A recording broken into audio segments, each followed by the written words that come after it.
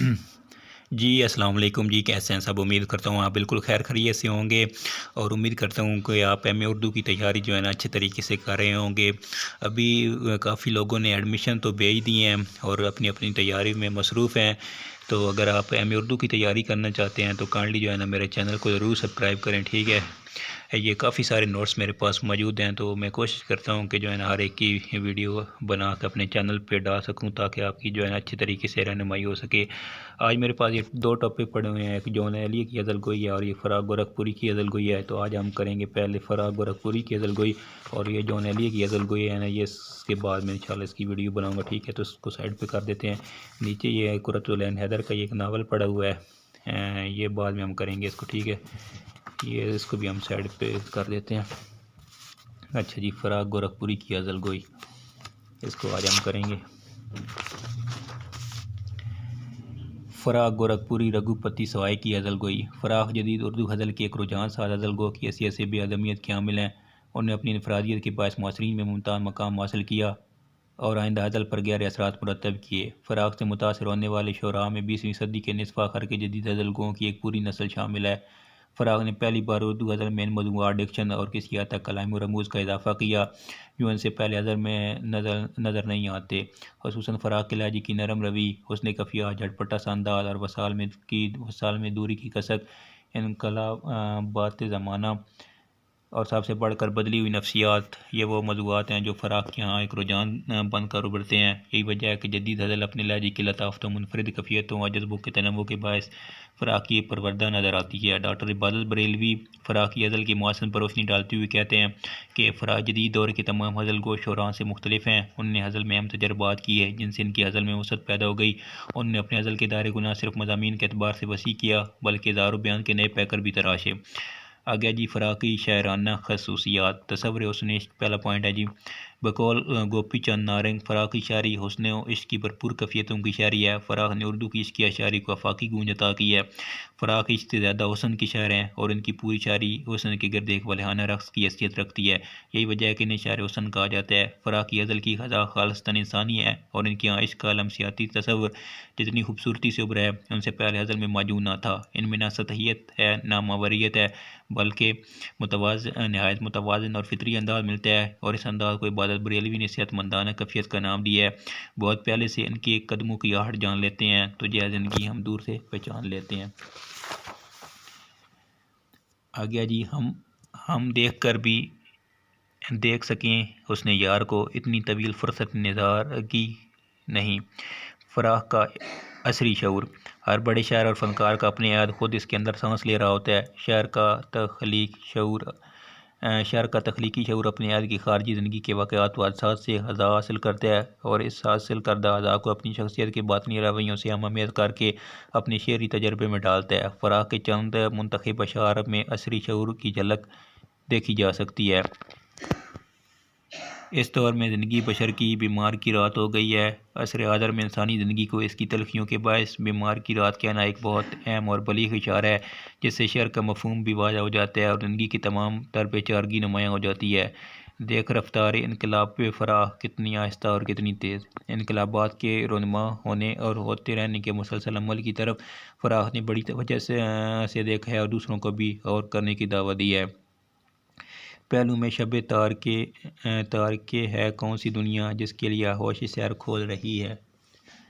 اس شعر میں بھی لمحہ موجود کی ناروائی سے ایک نئے دور کا آغاز محسوس ہوتا ہے اور نئے دور کا آغاز ہوتا ہوا محسوس ہوتا ہے کہ رات کتنی تاریک ہو اپنے پہلو میں نئی دنیا لے کر آتی ہے جس کے استقبال کے لیے طلوع سحر مانند آغوش ہے۔ اچھا جی، اگلا پوائنٹ ہے جی لبرل شاعر۔ فراق گورکھپوری سیاسی شاعر تو نہیں ہے، البتہ ہم انہیں آزاد خیال اور لبرل کہہ سکتے ہیں۔ وہ انسانی دوستی کا گہرا احساس رکھتے ہیں۔ جہاں ان کی شاعری میں جمالیاتی کیفیات کا اظہار موجود ہے وہاں دکھ کی ایک دھیمی لہر بھی ان کی پوری شاعری میں رقص کناں ہے۔ یہ لہر آج کی زندگی کی پیچیدگیوں اور آج کے انسان کے درد و کرب سے ہم آہنگ ہے۔ ابھی کچھ اور ہو انسان کا لہو پانی، ابھی حیات کے چہرے پہ آب و تاب نہیں۔ آگے جی، فراق دوڑ گئی روح سی زمانے میں، کہاں کا درد بھرا تیرے افسانے میں۔ الفاظ کا چناؤ۔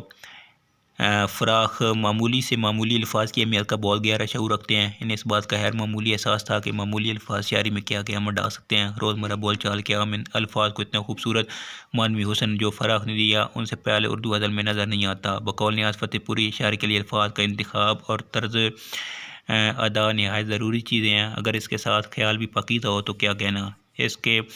اس کو دو آتشاہ سے ہے، آتشاہ جو کچھ کہیے کم ہے. پھر چونکہ فراق کے کلام میں ان کے تینوں کا اجتماع ہے اس لیے کوئی وجہ نہیں کہ اسے قدر اول کا مرتبہ نہ دیا جائے. نیا زمانہ، نئی زندگی، نئی دنیا، نئے سرے سے بنے حسن و عشق کے آئیں. تصور محبوب ان کا ہے. تصور محبوب ان کے یہاں اتنا منفرد ہے کہ ہمیں ان سے پہلے یہ انداز اردو غزل میں نہیں ملتا. حضرت موہانی کے تصور محبوب میں جدت ضرور تھی لیکن اس درجہ انوکھا پن نہیں تھا جو محبوب کو انسانی اور زمینی خصائص سے متصف دیکھتے ہوئے اس کے خیال میں ہم سطح ہونے کے رنگ بھر دیتا ہے.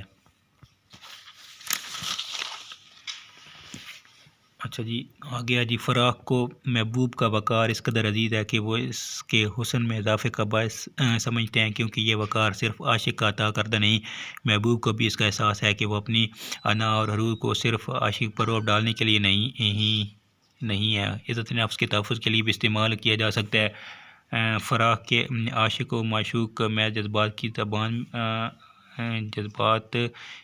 میں بات نہیں کرتے، ان کے یہاں فکری اور ذہنی کاوشیں بھی ملتی ہیں. فراق کے یہاں عاشق میں ایک تمکنت اور وقار ہے، ان کے یہاں رقیب کے حائل ہونے کا رونا نہیں ملتا اور نہ ہی محبوب کی بے وفائی اور جدائی کا ماتم ہے. تجاہل ہے، تحافل ہے، کشاکش ہے، تکلف ہے، عطائے نوبہ نوسائے وہ ہمارے ہوتے رہتے ہیں. دلوں کا سوز تیرے روئے بے نقاب کی آنچ، تمام گرمائی محفل تیرے شباب کی آنچ. آگیا جی. فراق کے کلام میں لطافت. فراق کا کلام لطافت سے مالا مال ہے. یہ لطافت امیر منائی اور میر کے اثرات اور انگریزی ادب کے گہرے مطالعے کے ثمرات ہیں جس میں انہوں نے ایک نیا طرز سخن نکالا. بقول نیاز فتح پوری فراق نے اس صنف سخن میں لطیف ترین گری سے کام لیا ہے اور ان کی شاعری خاص طور پر رباعیات میں مغربی کلچر بھی ہے اور ایرانی کلچر بھی، یونانیوں کا جمالیاتی نظریہ بھی اور قدیم ہند اور بدھ آرٹ کا رقص و نغمہ بھی. شب وصال کے بعد آئینہ تو دیکھ ہے دوست تیرے جمال کی دوشیزگی نکھر آئی. اچھا جی اگلا پوائنٹ ہے فراق ہجر و وصال. فراق نے ہجر و وصال کے بیان میں منفرد لہجہ اختیار کیا ہے. بقول محمد حسن عسکری ہجر و وصال کی نفسیات پر جتنے پہلوؤں سے فراق نے نظر ڈالی اور اس نفسیات کی شعریت میں تبدیل کیا ہے اور اردو شاعری کا دائرہ حیرت ناک طور پر وسیع کر دیا ہے. فراق کے شعری تلازمات میں کئی استعاروں کا حسن جا بجا نظر آتا ہے لیکن رات ان کے یہاں ایک ایسا استعارہ ہے جو ایک بلیغ اور پرمعنی علامت میں ڈال جاتا ہے. رات فراق کے یہاں اداسی، تنہائی، اضطراب، تخیر و ماتم، سوگواری، مہربانی، نامہربانی اور ہجر و وصال کے موضوعات لے کر آتی ہے. ستاروں سے الجھتا جا رہا ہوں، شب فرقت بہت گھبرا رہا ہوں، طبیعت اپنی گھبراتی ہے جب سنسان راتوں میں ہم تیری یادوں کی چادر اوڑھ لیتے ہیں. آگے جی نئی آواز غزل. فراق گورکھپوری اردو غزل میں ایک آہنگ لے کر آئے اور اس منفرد جدید آہنگ سے کافی لوگ متاثر ہوئے. بقول حسن عسکری فراق صاحب اردو شاعری میں ایک نئی آواز، نیا لب و لہجہ، نئے طرز احساس اور نئی زبان لے کر آئے. کسی بزم طرب میں حیات بڑھتی تھی، امیدواروں میں کل موت بھی نظر آئی.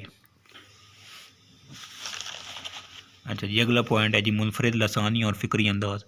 فراق کا لسانی اور فکری انداز ایک منفرد اور قابل قدر انداز سخن ہے. ان کا تہذیبی اور شعری تشخص نہ صرف یہ کہ قابل تقلید ہے بلکہ قابل فخر بھی ہے. جیلانی کامران کا خیال ہے کہ فراق صاحب نے لسانی اور فکری اعتبار سے بدلی ہوئی دنیا میں جس تہذیبی اور شعری تشخص کی نمائندگی کی ہے ہم سب کے لیے قابل فخر ہے. دل امنڈ سا، آنکھ بری سی، آج تو حسن بھی ہے اپنا سا، پھر یہ تمنا نہ رہیں گی اے دل جی بھر کے للچائے. تکرار الفاظ. فراق نے تکرار لفظی کی صنف کو بڑی خوبی سے برتا ہے جس سے ان کی غزلوں میں نغمگی موسیقیت کا وہ لطف پیدا ہو گیا ہے جو کسی دوسرے شاعر کے ہاں نہیں ملتا. دریا دریا گریا عشق، صحرا عشق کی آگ، بازی عشق کی پوچھ نہ بات، جیت کی جیت ہے مات کی مات. آگیا جی فراق کی تشبیہات۔ فراق کو فطرت سے گہرا لگاؤ تھا۔ اس لگاؤ کے سلسلے میں فراق کی ذہنی و تربیت و تہذیب میں ہندو کلچر کی روایات کو بہت دخل رہا ہے، اور انگریزی ادب کے مطالعے نے ان کی فطری پرستی کو جلا بخشی، اس لیے ان کی شاعری میں فطرت سے متعلق طہارت و پاکیزگی کا احساس ملتا ہے۔ اس سکوت فضا میں کھو جائیں، آسمانوں کے راز ہو جائیں، یہ رات آگ لگا دے کہیں نہ دنیا میں، یہ چاندنی یہ ہوائیں یہ مہتاب کی آنچ۔ فراق کی شاعری پر اثرات۔ فراق گورکھپوری نے آغاز شاعری میں کلاسیکی انداز کو اپنایا، اور ابتدائی اسلوب اور موضوعات پر ان کے اپنے عہد کے مقبول و معروف شعراء کی چھاپ نظر آتی ہے۔ فراق نے نقادوں نے ان پر کئی ایک شعراء کے رنگوں کے اثرات کا ذکر کیا، جس کا فراق نے خود بھی اعتراف کیا۔ میری شاعری میں مصطفی کا رنگ، محمد کا رنگ، آتش کا رنگ بسا اوقات نظر آئے گا، لیکن میری غزلوں کے ایک متدبہ حصے پر میر کا رنگ نظر آئے گا۔ فراق شعر وہ پڑھنا اثر بے ڈوبے ہوئے کہ یاد میر کے انداز کو دلا دینا۔ دراصل فراق نے آہستہ آہستہ اپنی تخلیقی شخصیت کو اپنے اندر سے دریافت کیا، دوسرے شعراء کی پرچھائیاں دیر تک ان کے تعاقب کرتی رہیں۔ فراق ایک طرف تو اردو کے کئی شعراء سے اثرات قبول کیے، دوسری طرف انہوں نے مغرب کے فکری اور ادبی سرچشموں سے سیرابی حاصل کی، جس میں رومانوی شاعر ورڈزورتھ، شیلے، کیٹس وغیرہ شامل ہیں۔ انگریزی ادب کے اثرات فراق کے ہاں کئی ایک شکلوں میں ظاہر ہوتے ہیں۔ فراق نے بعض نظریات اور افکار تو مغربی ادب سے لیے، لیکن ان کو پیش اس طرح سے کیا کہ وہ محسوس ہی نہیں ہوتا کہ یہ فکر یا نظریہ مغربی ادب کے مطالعے سے ان کے ہاں آیا ہے۔ اس حوالے سے ان کے یہ اشعار دیکھیں: خلوت راز میں فقط ہم تم، ایک کمرے کو کائنات کریں۔ اگلا شعر ہے جی، یہ شعر جون ڈن کی اس لائن سے متاثر ہو کر کہا گیا: and make one little room and everywhere. اس طرح زندگی کیا ہے یہ آج ہے، اسے اے دوست سوچ لیں اور اداس ہو جائیں۔ کیٹس کے مشہور و معروف مصرے کے مماثل ہے: where but to think is to full of sorrow. بلا شبہ فراق گورکھپوری کی صفحہ اول کی غزل گو شعراء ہیں۔ ان کی غزل ہر پہلو سے قابل توجہ ہے۔ ان جیسی نابغہ روزگار شخصیت ادبی تاریخ کے کسی بھی موڑ پر اس طرح سامنے آتی ہے کہ تخلیقی سرچشموں میں پھر سے تموج پیدا ہو جاتا ہے، جو عید در عید نئے ذہنوں کو ابیاری کرتا رہتا ہے۔ ٹھیک ہے جی، تو آج کا یہ میرا ٹاپک تھا۔ اگلا جو ویڈیو میں بناؤں گا وہ جون ایلی کی غزل گوئی پہ، اس پہ انشاءاللہ ویڈیو بنائیں گے۔ ٹھیک ہے، تو امید ہے یہ ٹاپک آپ کو پسند آیا ہوگا۔ میرے چینل کو ضرور سبسکرائب کریں۔ اگر آپ ایم اے اردو کی تیاری کر رہے ہیں تو پھر تو بہت اچھی بات ہے جی، آپ میرے چینل کو ضرور سبسکرائب کریں اور اس سے استفادہ حاصل کریں۔ ٹھیک ہے جی، اجازت دیجیے، اللہ حافظ، بہت شکریہ۔